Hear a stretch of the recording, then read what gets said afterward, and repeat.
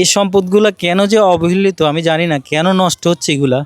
আমার পিছনে দেখতে পাচ্ছেন রেলওয়ে জংশন কেন্দ্রীয় ঈদগাঁও, ঠিক এই জায়গাটায় এখানে অনেকগুলা লোহার সিট পড়ে আছে, মানে যেগুলো রেলের কাজে ব্যবহার করা হয়।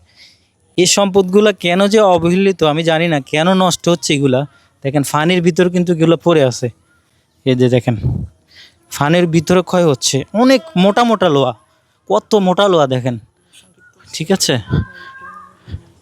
এটা অনেক, এগুলা অনেক বড় বড় লোহা দেখেন, সবগুলা ফানির ভিতর পড়ে আছে। দেখেন এগুলা দিন দিন ক্ষয় হচ্ছে আর নষ্ট হচ্ছে।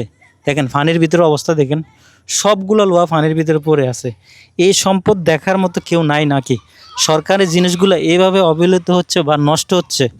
দেখেন এই সম্পদগুলো যদি অন্য এই রেলওয়ে কাজে যদি ব্যবহার না করা হয়, অন্য একটা কাজও ব্যবহার করতে পারে তারা, বা এগুলাকে অন্য কাজে ব্যবহার করে এগুলাকে নষ্ট না করে ব্যবহার করা দরকার। এখানে দেখেন অনেকগুলো পড়ে আছে। এই রেলওয়ে জংশনে হাজার হাজার কোটি টাকার এই লোহাগুলা পড়ে আছে।